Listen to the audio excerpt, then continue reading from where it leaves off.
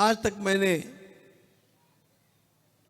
कितने विद्यालयों में जाकर के कितने कितने कार्यक्रमों का अवलोकन किया है। सर्वदा मैं ये करते ही आया हूं। हर वर्ष 3-4 प्रसंग तो ऐसे कम से कम हो ही जाते हैं। लेकिन मुझे आपसे ये बतलाने में कोई हिचकिचाहट नहीं है कि जितना आनंद मुझे आज आपके विद्यालय का यह कार्यक्रम देख करके हुआ, उतना मुझे कभी भी नहीं हुआ था।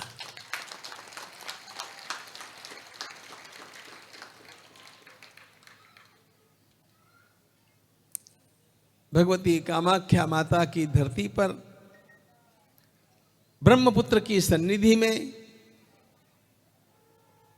स्वयं श्रीमंत शंकर देव और आसाम के छत्रपति शिवाजी महाराज, जिनको कहा जाए ऐसे बड़फुकन की इस भूमि के ऊपर आज मैं आकर के अपने को धन्य मानता हूं।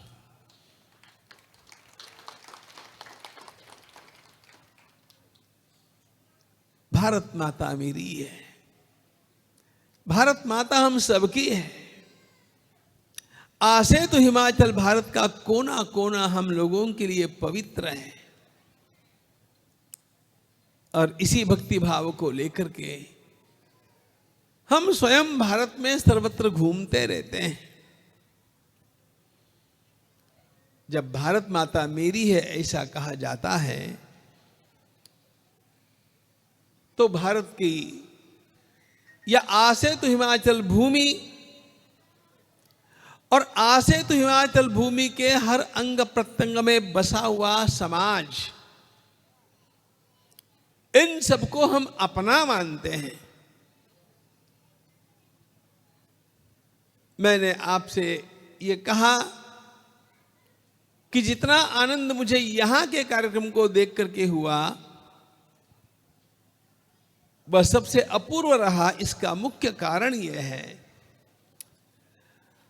जहां पर सारी सुविधाएं उपलब्ध है, जहां पर धन की वर्षा हो रही है, जहां पर शिक्षा बहुत पहले से पहुंच चुकी है और जहां पर राजनीतिक नेता भी अपनी अपनी जिम्मेदारियों को पूरी करते हुए अपने कर्तव्य निभाते हैं, ऐसे स्थानों पर बड़े बड़े कार्यक्रम होकर के भी वो सार्थकता नहीं है जो सार्थकता यहां के इस भूमि के ऊपर छोटा सा कार्यक्रम देख करके भी होती है।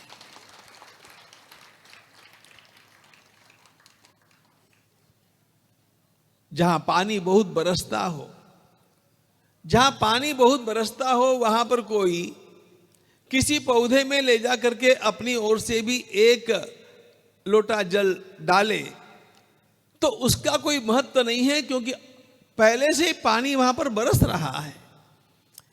लेकिन जहां मरुस्थल हो, जहां वीरान भूमि हो, जहां बरसात नहीं होती हो और ऐसे स्थान में एक आध पौधा लगा करके उसको सींचते रहने का जो पुण्य है, वो पुण्य सबसे ऊंचा होता है। और वो पुण्य आज मुझे यहां पर देखने मिलता है।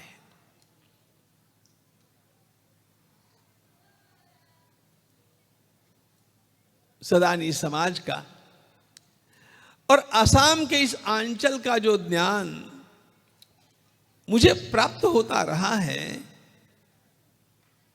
अरे यहां बिजली आने में भी कितने वर्ष लग गए।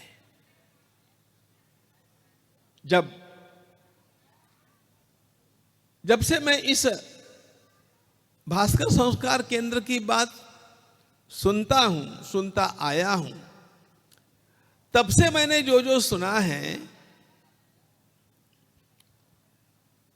वह बड़ा विचित्र रहा। यहां पर श्रीमान अशोक वर्णेकर जी आप लोगों को उपलब्ध है। अशोक वर्णेकर जी के पिताजी प्रज्ञा भारती श्रीधर भास्कर वर्णेकर जी, यह हम लोगों के भी मार्गदर्शक थे। हमारे न्यास के वे न्यासी भी थे और उनके परिचय के साथ ही मुझे यहां पर चले हुए इस कार्य का परिचय हुआ। और उस समय से मैं सुनता ये आया कि जाने के लिए रास्ता ही ठीक नहीं है। जैसे तैसे गुवाहाटी पहुंच करके 10-12 घंटे की यात्रा करके यहां पर आना पड़ता है। बिजली का तो नाम ही नहीं। यहां पर वर्णेकर जी भी स्वयं जो आए थे, अशोक जी के पिताजी, 15 दिन यहां पर रह करके गए। उन्होंने मुझसे बताया कि मैं वहां पर रह करके आया हूं। मैंने कहा कैसा स्थान था रहने का? उन्होंने कहा बांस की कुटिया बनी थी और बांस की कुटिया में हम रह रहे थे, और ठंड जब ज्यादा हो जाती थी तो अनेक बार अखबार के कागज चिपका चिपका करके ठंड को दूर करने का प्रयास हम लोग करते थे। ऐसी भीषण स्थिति में आप लोगों ने यहां पर जो काम किया है, मैं यहां पर आपके कार्य की निष्ठा का अभिवादन करने के लिए आया।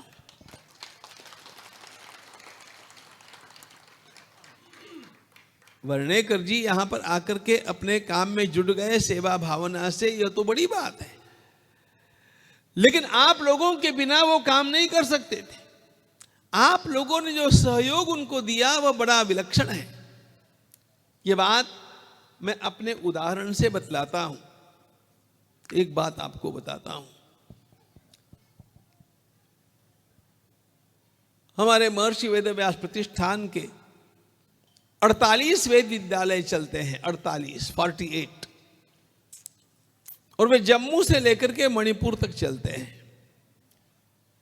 मणिपुर का विद्यालय जब स्थापित हुआ, मैं आप लोगों की महानता बतलाना चाहता हूं। जब मणिपुर का विद्यालय स्थापित हुआ तो वेद का विद्यालय वहां पर नहीं चलना चाहिए, ऐसा सोच करके कुछ लोगों ने, कुछ विधर्मी लोगों ने रात्रि के समय वहां पर जलते हुए गोले फेंक करके उसको जलाने का प्रयास किया। अब छोटे छोटे बालक वहां पर हम लोगों ने लाए थे पढ़ने के लिए। There was the risk.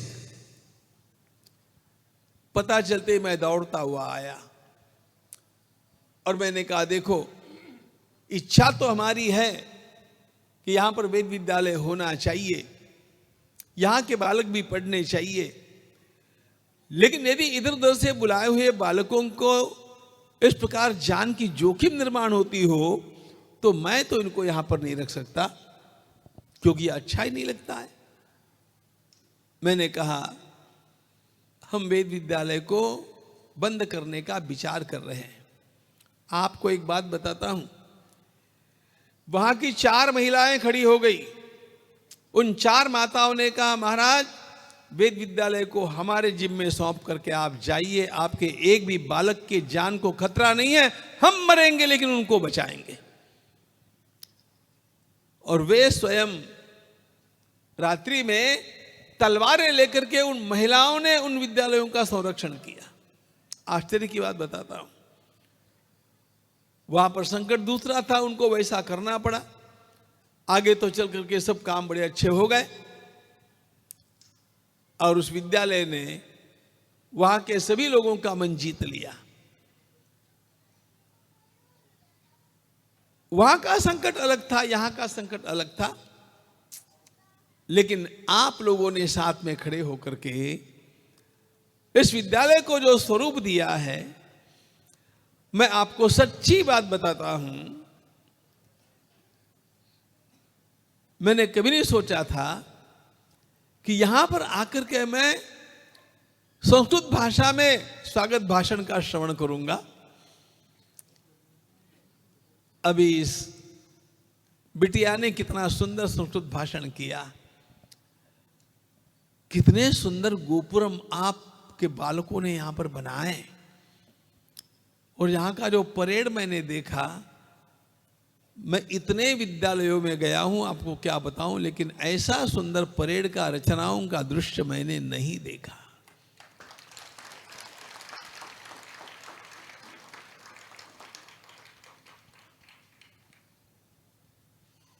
जिस ढंग से ये बालक चल रहे थे और जिस ढंग से हमारी वीर कन्याएं चल रही थी और गोपुरम बना रहे थे और कूद रहे थे, तो मुझे वास्तव में लगा कि हां, मैं वीर बड़फुकन की नगरी में आया हूं और मैं उसी का यहां पर रूप छोटा छोटा देख रहा हूं।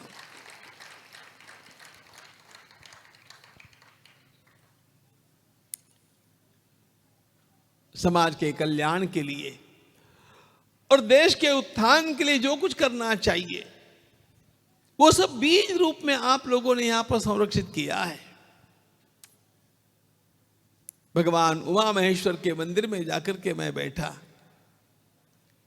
अरे वहां की प्रार्थना देख करके भी मेरा मन बाग बाग हो गया।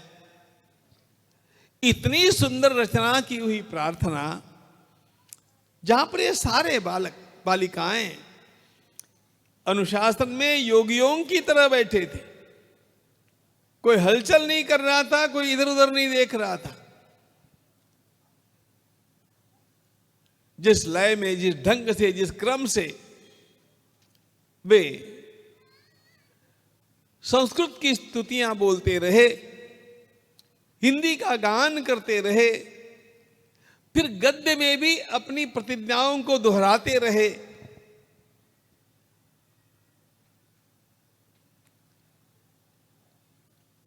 मैं मार्गदर्शन करने के लिए आया ऐसा आप मत मानिए।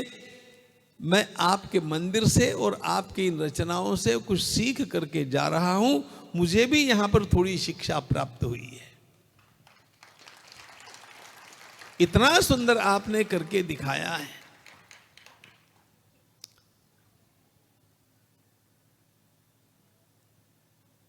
यह बात सत्य है। सदानी परिवार का जो दुख, सदानी समाज का जो दुख यहां पर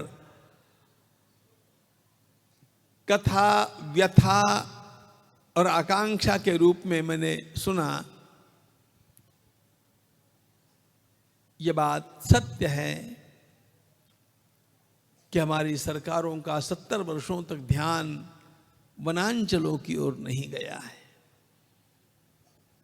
जो ध्यान पूरे समाज को आपकी ओर देना चाहिए था, न शासन ने दिया, न समाज ने भी उतना दिया।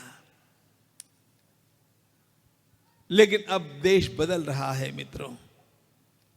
ये जो उपेक्षा हुई, वनांचलों की उपेक्षा हुई, वनवासी आदिवासी समाज की जो उपेक्षा हुई, और जिसके कारण आप लोगों को ये लगता रहा कि सामने अंधेरा है, अंधेरा है, अंधेरा है। अयोध्या के राम मंदिर के एक कोषाध्यक्ष के रूप में सेवा करने वाले राम जी के सेवक के रूप में मैं आपको आश्वासन देना चाहता हूं, हमारे भगवान श्री राम स्थापित हो गए हैं। आपका अंधेरा दूर होकर के रहेगा। ये अंधेरा दूर होकर के रहेगा। अयोध्या की यात्रा करने वाले लोग भी जब 8-10 वर्ष पहले अयोध्या जी में जाते थे, अयोध्या जी का सन्नाटा देख करके, वहां की उदासी देख करके लोग मुझसे पूछते थे कि वृंदावन जाते हैं, मथुरा जाते हैं तो आह्लाद का अनुभव होता है, अयोध्या जी में उदासी का अनुभव क्यों होता है? हम कहते थे अयोध्या रो रही है, शरयू मैया रो रही है, उदासी कैसे नहीं रहेगी?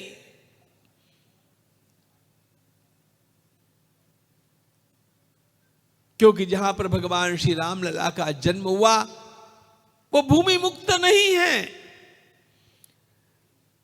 वहां पर भगवान राम लला की स्थापना नहीं हुई है।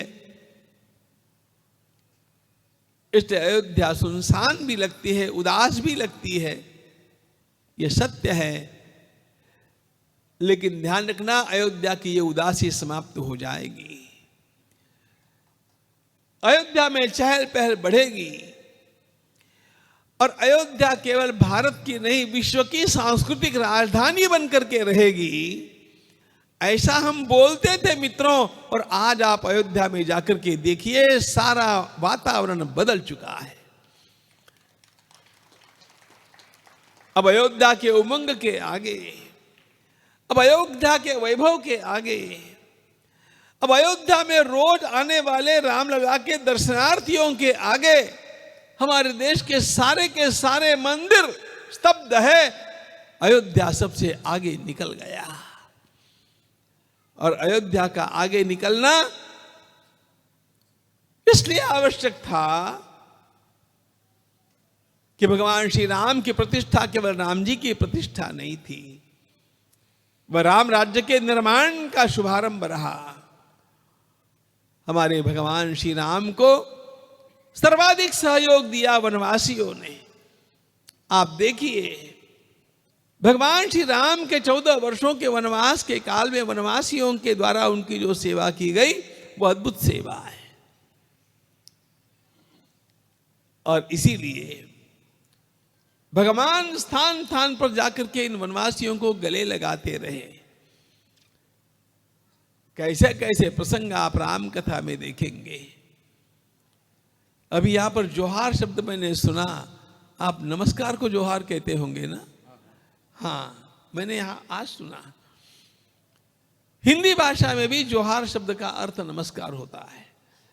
और ये सारे वनवासी लोग, गोस्वामी तुलसीदास जी की राम कथा आप पढ़िए, ये सारे वनवासी लोग भगवान श्री राम को जोहार करने के लिए आगे आते थे। निषादाज भिल्ल श्री राम को जोहार करने के लिए आगे आया, और श्री राम ने क्या किया पता है? जोहार करने के लिए वो झुक रहा था, राम ने दौड़ करके उसको उठा लिया, अपनी छाती से लगा लिया। वनवासियों से प्रेम करने वाले राम हमारे आदर्श है। और जब श्री राम ने निषादार गुह को अपने गले लगाया, तो चित्रकूट में पीछे से आने वाले महर्षि वशिष्ठ मुनि ने भी निषादार गुह को उठा करके अपने गले लगाया, छाती से चिपकाया। उस प्रसंग में गोस्वामी जी महाराज लिखते हैं, भगवान श्री राम की भक्ति ने दोनों को कैसे झंकृत कर दिया। यही समय निपट नीच को उनाई, बड़ा वशिष्ठ सम को जग माही। अरे इस वनवासी आदिवासी निषादार गो को छोटा मानते रहे लोग, वशिष्ठ मुनि को सबसे बड़ा मानते रहे लोग, लेकिन वशिष्ठ मुनि ने आकर के निषादार गो को गले लगा करके छोटे बड़े का भेद मिटा दिया। राम जी की भक्ति क्या काम करती है? राम जी की भक्ति समाज के भीतर के भेदों को मिटाने का काम करती है, और ये भेदों का मिटना अत्यंत आवश्यक है मित्रों। हमारा बदलता हुआ देश अपने आप ही सारे संसार में धीरे धीरे ऊंचा उठ रहा है, ऐसा हम बोलते आए। लेकिन अब तो मुझे ये बोलने का मोह होता है कि धीरे धीरे नहीं, अब वेग से भारत सर्वोच्च बनने की दिशा में दौड़ लगा रहा है। संसार के सारे देशों को भारत की प्रगति देख करके, भारत की उन्नति देख करके आश्चर्य होता है, वास्तव में आश्चर्य होता है। भगवान श्री राम की प्रतिष्ठा के समय मैंने ये कहा था, लोग मुझसे पूछते थे कि राम जी का मंदिर बनने से क्या होगा। मैं बोलता था, राम जी का मंदिर बनने से देश का वास्तु बदल जाएगा और देश का भाग्योदय आरंभ होगा। वह अनुभव हम सब लोग ले रहे हैं। वास्तव में देश बदल रहा है। पीछे जो कुछ हो गया मित्रों। जिन सरकारों ने ध्यान नहीं दिया, जिन नेताओं ने ध्यान नहीं दिया, जो लोग आप तक आपके उत्थान के लिए पहुंच नहीं पाए, केवल शोषण करने के लिए आए, उनको भूल जाइए। लेकिन आज का जो समाज, भगवान श्री राम के भक्ति करने वाला यह जो समाज है, यह आज आपको अपने दोनों हाथ फैला करके, बाहों को फैला करके गले लगाने के लिए आतुर है। और इसीलिए मैं केवल आज भाषण करना इसलिए नहीं बोल रहा हूं। मेरे साथ मान्यवर राजेश जी आए। हम गत 2 वर्षों से ईशान्य भारत के लिए काम कर रहे हैं। ईशान्य भारत के लिए ईशान सेतु नाम की संस्था बना करके, केवल असम की बात नहीं, हमें अरुणाचल को संवारना है, मिजोरम को संवारना है, मेघालय को संवारना है, नागभूमि को संवारना है, मणिपुर को संवारना है। हमारा सारा ईशान्य भारत भारत माता का अभिन्न अंग है।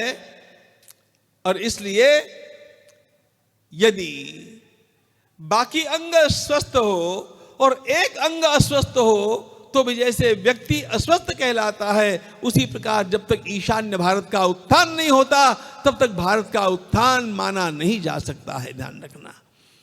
और इसलिए यह अंधकार दूर हो रहा है। और जब आपके समक्ष मैंने इन बालकों को यहां पर देखा, अरे कैसा तेज है इन बालकों में, इन बालिकाओं में। इनमें से कुछ लोग इस प्रकार की प्रतिज्ञा करके खड़े हो जाएं कि हां, हम इस सारे क्षेत्र का अंधकार दूर करके रहेंगे, तो अपने आप क्या मजाल है। 10-12 वर्षों के भीतर आपका यह समाज अन्य समाजों के साथ टक्कर देने जितना विकसित हो सकता है, ऐसा मेरा विश्वास है। इसके लिए संकल्प आपको करना पड़ेगा, इसके लिए समर्पण आपको करना पड़ेगा, इसके लिए स्वार्थ त्याग आपको करना पड़ेगा, इसके लिए आगे आपको आना पड़ेगा।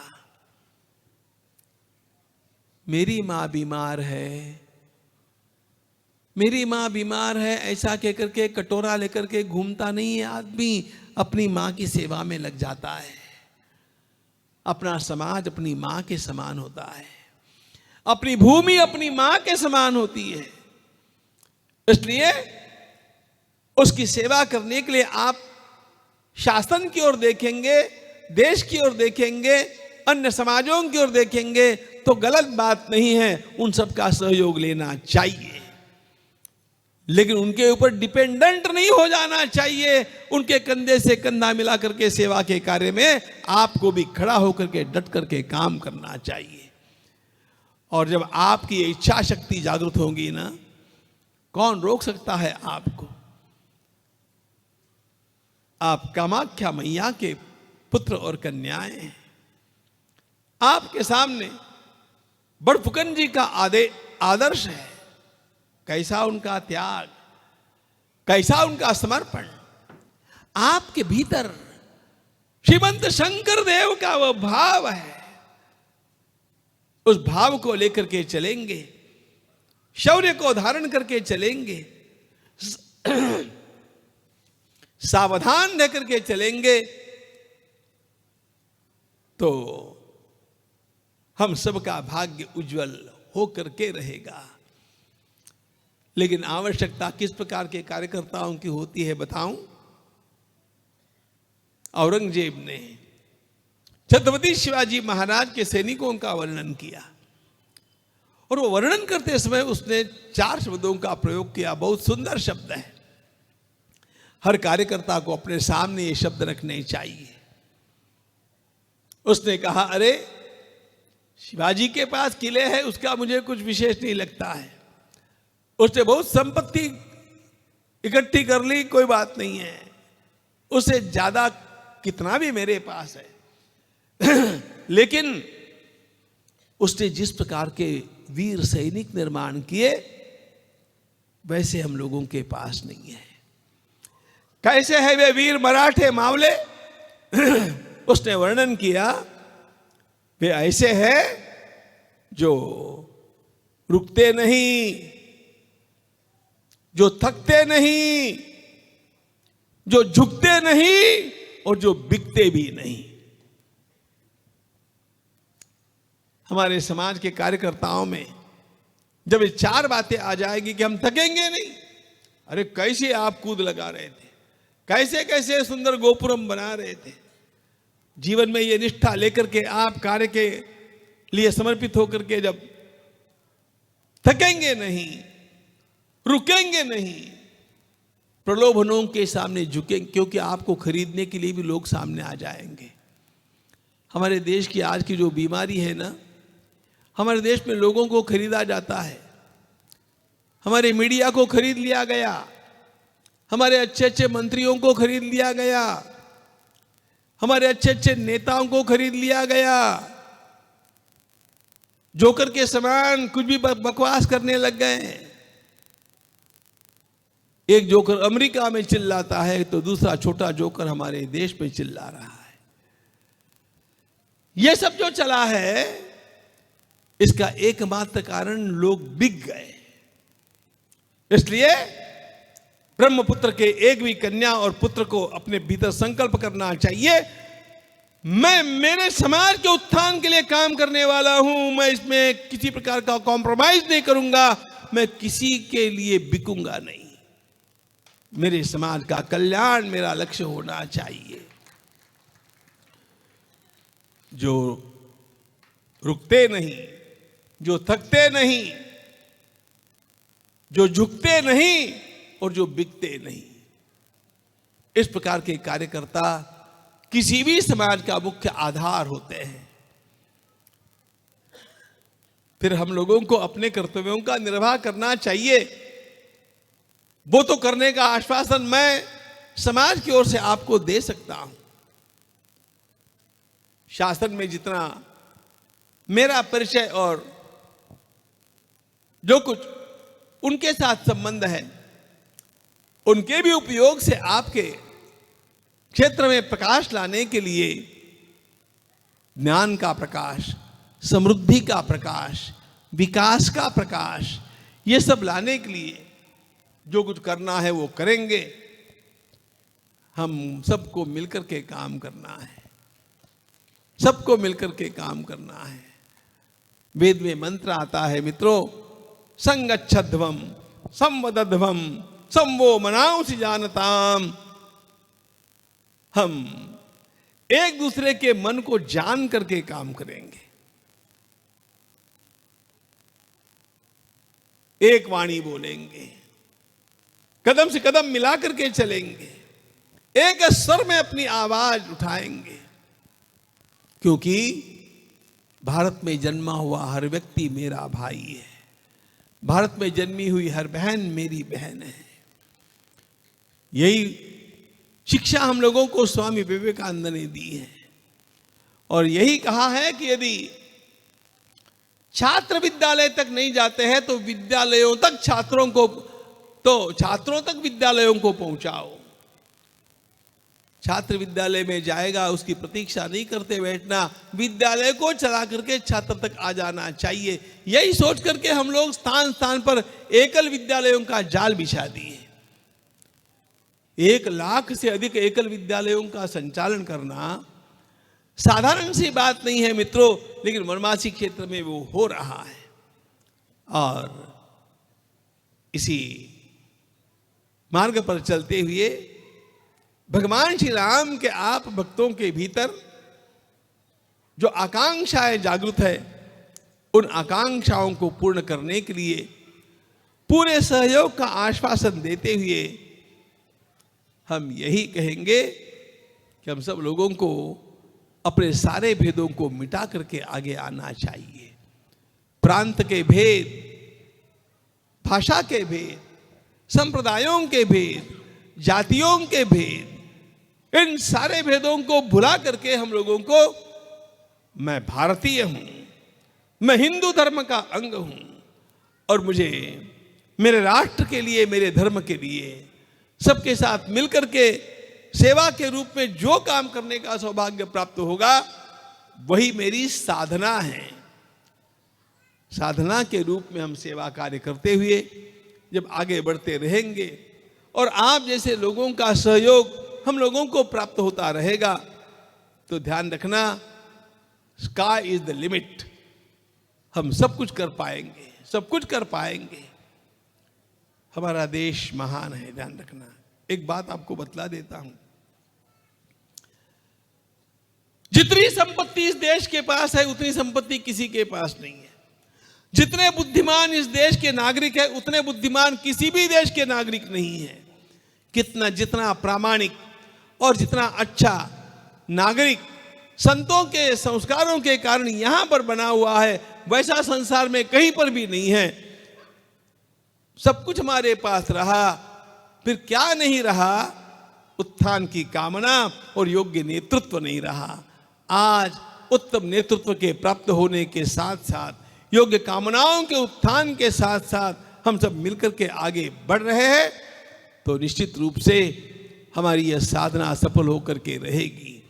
हम आगे बढ़कर के रहेंगे और केवल आपके क्षेत्र में नहीं, इस प्रकार के पूरे वनवासी क्षेत्र में प्रकाश लाने के लिए देश के सारे कार्यकर्ता, सारे के सारे मंदिर, सारी की सारी जनता प्रतिनिधियों के रूप में खड़ी होकर के अपना काम करेगी, ऐसा हमारा विश्वास है।